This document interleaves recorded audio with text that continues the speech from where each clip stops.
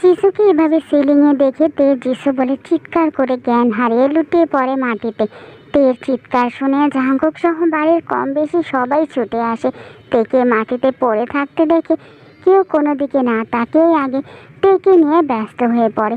তেকে নিয়ে ব্যস্ত থাকার মাঝে জিমিনের নজর পড়ে খোলা দরজার ভেতরে। যিশুকে এভাবে দেখে ভয়ে বসে পড়ে মেঝেতে। সুগা ভ্রু কুচকে জিমিনকে আগলে নিতেই জিমিন ভয়ে ভয়ে আঙ্গুল তুলে ঘরের ভেতর ইশারা করে। সুগা সেদিকে তাকিয়ে নিজেও থমকে যায়। ছোট্ট করে জাঙ্কুকে উদ্দেশ্য করে বলে, জাঙ্কুক ভাইজান, যিশু। জাঙ্কুক সুগার দৃষ্টি অনুসরণ করে সেদিকে তাকাতেই চমকে ওঠে। তেকে শক্ত করে জড়িয়ে ধরে চোখ পিট পিট করতে থাকে। একে একে সবাই খেয়াল করে যিশুর এই অবস্থায়। ন্যান্সি, লিসা আর জিমিন মুহূর্তে শব্দ করে কেঁদে ওঠে। জাঙ্কুক ফাঁকা ঢোক গেলে একবার যিশুর দিকে তো আরেকবার তাকায় তের অবচেতন মুখের দিকে। এর মাঝে নামজুন, গংইও, কাই চলে আসে। যিশুকে এই অবস্থায় দেখে কাই হাই হাই করে ওঠে। জাঙ্কুক, জেহব আর সুগা তীক্ষ্ণ দৃষ্টিতে তাকায় কায়ের দিকে। কারো এমন বাজে অবস্থায় যে কাই হাই হাই করার মতো মানুষ না তা বোধহয় তাদের থেকে কেউ ভালো জানে না। জাঙ্কুক কাউকে কিছু না বলে তেকে কোলে তুলে নিয়ে নিজেদের ঘরের দিকে যায়। সাথে ডাকে জেনিকে। জিন কাকে ছেড়ে কাকে সামলাবে বুঝতে পারে না। ডেজির মতো কঠিন পাষাণ মহিলাও যিশুর এমন খারাপ অবস্থা দেখে কেঁপে ওঠে ভয়ে। কাই আচমকাই পাগলের মতো কাঁদতে থাকে। উপস্থিত সবাই অবাক হয় কাইকে দেখে। কাই কেন কাঁদছে কেউ বুঝে ওঠে না। সুগা জিমিনকে বুকের সাথে মিশিয়ে রেখেছে। বোকা মেয়েটা কাঁদতে কাঁদতে প্রায় নেতিয়ে পড়েছে। জ্বর শরীরে সুগার মনে হলো সে বোধহয় স্বপ্নই দেখছে। হুট করে তাদের বিয়ে, আর এখন যিশুর এই অবস্থা। এগুলা তো স্বপ্ন ছাড়া সম্ভব না। পরপর কয়েকটা ফাঁকা ঢোক গেলে চোখ পিট পিট করে ঝাপসা চোখ পরিষ্কার করে নেয় সুগা। মিনিটের মধ্যেই ছড়িয়ে পড়ে যিশুর এই খবর। এই সাঁঝের বেলাতে গ্রামের লোকজন একরকম ছুটে আসে প্রায়। জমিদার বাড়ি থেকে খবর দেওয়ার আগে কথায় কথায় মিনহো আর রোজের কাছে খবরটা পৌঁছে যায়। হুট করে এমন একটা খবর দুজনের কেউই বিশ্বাস করে উঠতে পারে না। সব কিছু ছেড়ে ছুড়ে ছুট লাগায় জমিদার বাড়ির দিকে। বুকের ভেতরটা দুজনেরই চিনচিনে ব্যথায় ছেয়ে গেছে। যিশুকে হল রুমে শুয়ে দিয়ে আশেপাশে জমিদার বাড়ির সবাই বসে কাঁদছে। রোজ জমিদার বাড়ির হল রুমে পা রাখতেই সবার কান্নার সুর ভেসে আসে।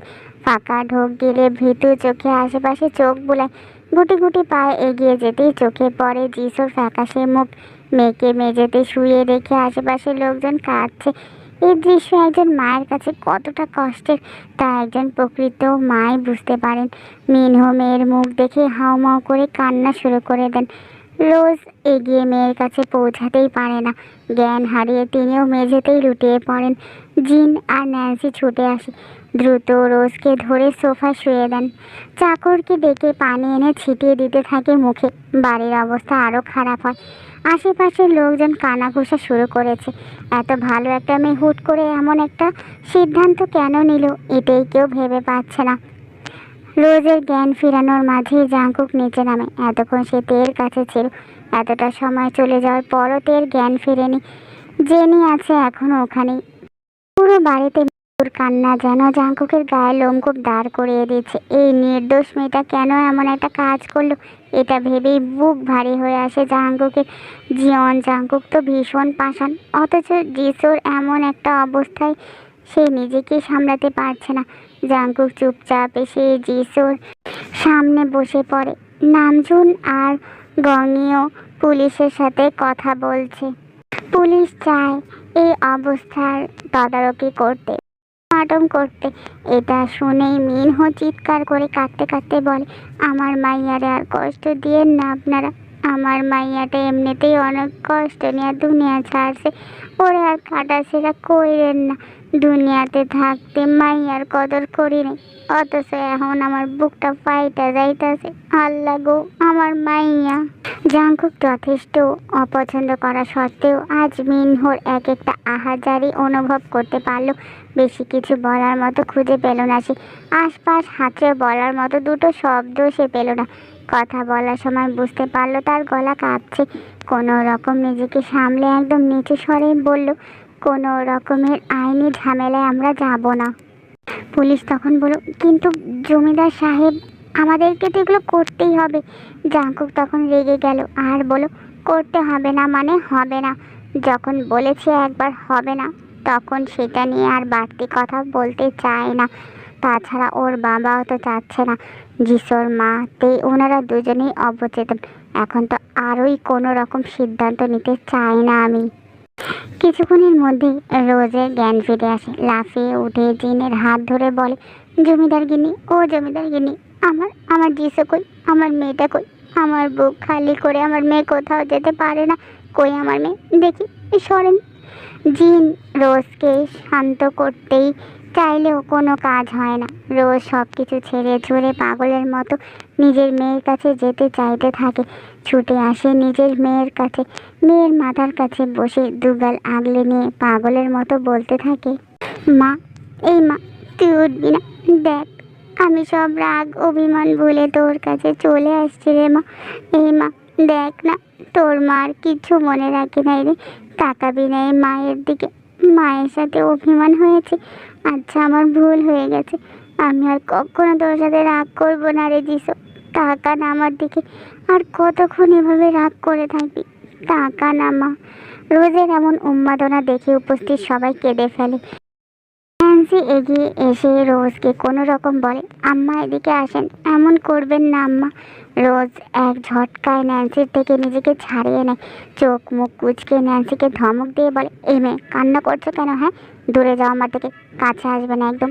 আমি আমার যিশোর কাছে থাকবো। কথা শেষ করে মেয়ের গালের সাথে নিজের গাল ঠেকিয়ে বসে থাকে। মেঝেতে প্রায় গা ছেড়ে দিয়ে মেয়েকে আগলে নিয়ে বসে থাকে। পাগলের মতো বিড়বিড় করে কী সব বলতেই থাকে। কেউ ভেবেও পায় না এই মহিলাটিকে ঠিক কী বলে সান্ত্বনা দেওয়া যায়। এর মাঝে সিঁড়ি থেকে উম্মাদের মতো ছুটে আসে চারপাশে কোনো কিছু না দেখে যিশোর পাশে বসে পড়ে। জাঙ্কুক সহ বাকি সবাই চমকায়। জিন পিছু পিছু এসে তেকে ধরার চেষ্টা করে, কিন্তু কাউকে ধরতে দেয় না। যিশোর পাশে আলগোছে বসে আস্তে আস্তে ডাকতে থাকে, কিন্তু ছুটে গেলেই যিশো হুঙ্কার ছাড়ে।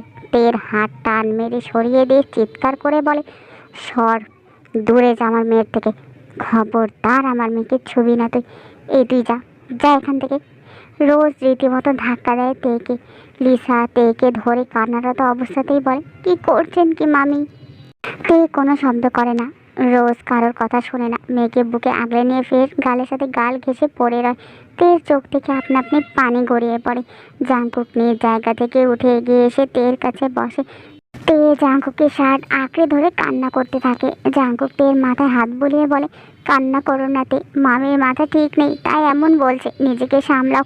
তুমি নিজেকে না সামলাতে পারলে মামিকে সামলাবে কে? জাঙ্কুক যত সহজে কথাগুলো বলল, ঠিক ততটাই কঠিন এই কাজগুলো। জাঙ্কুক নিজেই নিজেকে সামলাতে হিমশিম খাচ্ছে, সেখানে বাকি সবাই নিজেদের সামলাবে কি করে? এটা ভাবাই বোধহয় বিলাসিতা। তে জাঙ্কুকের থেকে নিজেকে ছাড়িয়ে নিয়ে একদম ধীরে এগিয়ে যায় রোজের দিকে। রোজের দিন দুনিয়ার ধ্যান বোধহয় তখন নেই, চুপচাপ নিজের মেয়েকে নিয়ে পড়ে আছে।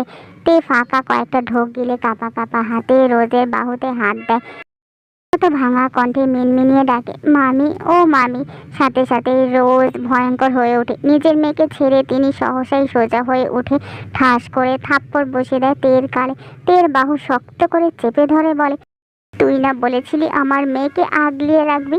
এই আগলিয়ে রাখলি আমার মেয়েকে? এইটাই তোর আগলিয়ে রাখার নমুনা? আমি তোকে নিঃস্বার্থে মেয়ের মতো ভালোবেসেছি, আগলিয়ে রেখেছি, দেখাশোনা করেছি। কখনো তোর উপর দুইটা কটু বাক্য ছুঁড়ে মারিনি। সেই তুই আমার মেয়েকে কেড়ে নিলি আমার কাছ থেকে। তুই কেমনে পারলি এটা? কেমনে পারলি বল? আমার বুক খালি করতে তোর আত্মা কাঁপে নেই? তুই না এই জানোয়ারদের শাস্তি দিতে এসেছিলি? কেন দিলি না তে? কেন? নিজের সংসারে মায়া পড়ে গেছিস তাই না? মাঝখান দিয়ে আমার মেয়েটা যে শেষ হয়ে গেল। তুই তুই মেরেছিস আমার মেয়েকে। তোকে তো আমি কোনো দিনও ক্ষমা করবো না। দূর হ আমার সামনে থেকে, দূর হ।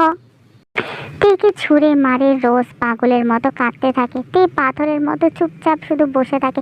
জাঙ্কুক আবারও তের কাছে আসে, কিন্তু তে অনুভূতি শূন্যের মতো শুধু চেয়ে থাকে। চোখ থেকে টুপ টুপ পানি পড়লেও মুখে কোনো প্রতিক্রিয়া নেই। রোজ পাগলের মতো কাঁদতে কাঁদতে মেঝেতে আঁচড় কাটে আর বিলাপ করতে থাকে, ও আল্লাহ, জীবনে জেনে শুনে ইচ্ছাকৃতভাবে কখনো কোনো অন্যায় করিনি। তুমি আমার কোন অন্যায় শাস্তি আমার মেয়েকে দিলা আল্লাহ? একজন মায়ের কোল খালি করলা কেমনে তুমি? আমার মৃত্যুটা তুমি আগে দিলা না কেন? নিজের বুকেই নিজে থাপড়াতে থাকে রোজ অনবরত, পাগলের মতো হাউমাউ করে কাঁদতে থাকে। তার বুকের জ্বালা কেবল তিনি বুঝছেন। তার নির্দোষ মেয়েটা অকারণে চলে গেল এই দুনিয়াদারি ছেড়ে। একজন মায়ের কাছে এটার মতো কষ্টজনক বোধ হয় আর কিছুই নেই। রাতের অন্ধকারে থাকা অবস্থাতেও যিশুর ব্যবস্থা করা হয়। যিশুকে যখন নিয়ে যাওয়া হচ্ছিল তখন আকাশ পাতাল ফাটিয়ে চিৎকার করে কাঁদছিল রোজ। 4-5 জন মিলে ধরেও তাকে সামলানো দায় হয়ে যাচ্ছিল। শেষ সময় যিশুর কাছে আসেনি তে, দূর থেকে একবার মুখ দেখে ঘরে গিয়ে হাউমাউ করে কেঁদেছে। প্রথমবারের মতো দুর্বল সত্তায় তেকে দেখে জাঙ্কুক কিছুই করতে পারেনি, চুপচাপ নিজের বুকে আগলিয়ে রেখেছিল। মিনহো নিজেকে অনেক সামলানোর চেষ্টা করেও পারে না, পুরো রাস্তা নিঃশব্দে চোখের পানি ফেলে। প্রথমবারের মতো নিজের সমস্ত পাপ মনে পড়ে যায় তার। হাউমাউ করে কাঁদতে কাঁদতে আল্লাহকে ডাকতে থাকে। জাঙ্কুক সুগা যে হোক 3 জনে দাঁড়িয়ে দেখে সবটুকুই। বেশ অনেকটা সময় পর 3 জন মিলে মিনহোকে জোর করে বাড়িতে নিয়ে যায়। বাড়িতে তখনও তুলকালাম অবস্থা। রোজ কান্না করতে করতে গলা ভাঙিয়ে ফেলেছে, তবুও থামার নাম নেই। বারবার জিসো জিসো করে কান্না করেই যাচ্ছে। জাঙ্কুক এক নজরে সবটা দেখে দীর্ঘশ্বাস ফেলে ঘরের দিকে যায়। তে ততক্ষণে শুয়ে পড়েছে, কান্নাটাও বন্ধ হয়ে গেছে। ন্যান্সি, লিসা জাঙ্কুককে আসতে দেখে নিজেরা বেরিয়ে যায় ঘর থেকে। জাঙ্কুক দরজা আটকে তের পাশে নিজেও শুয়ে পড়ে। তে টের পেয়েও কিছু বলে না। জাঙ্কুক নিজে থেকে তেকে টেনে নিজের কাছে আনে, শক্ত করে জড়িয়ে ধরে কপালে চুমু খায়। তে মুখ গুজে দেয় জাঙ্কুকের বুকে। গা থেকে আতরের সুবাস ভেসে আসে জাঙ্কুকের। চোখ থেকে টুপ করে পানি গড়িয়ে পড়ে তের। হুট করে জাঙ্কুকের থেকে ছিটকে সরে আসে। বড় বড় শ্বাস নেয় তে। অবাক হয় জাঙ্কুক। তে চোখ বন্ধ করে বলে, সবাই খুনি, এরা সবাই খুনি, কেউ ভালো না, আমিও খুনি। আমার জন্য যিশু আর চলে গেল। আমি বাঁচতে চাই না, কিন্তু তার আগে এদের কেউ বাঁচতে দিব না আমি। চোখ মেলে তাকাইতে কান্নার ফলে চোখ ফুলে গেছে, সাথে লাল হয়ে আছে। ঘাড় ফিরিয়ে জাঙ্কুকে দেখে তাকিয়ে বলে, সময়ের কাঁটা যত ঘুরবে তত একজন একজন করে জানোয়ারহীন হবে এই দুনিয়া। 24 ঘন্টার মধ্যে যদি যিশুর সাথে হওয়া অন্যায়ের শাস্তি আমি দিতে না পারি, তাহলে নিজেই নিজেকে শেষ করে ফেলবো। এটা আমার প্রতিজ্ঞা।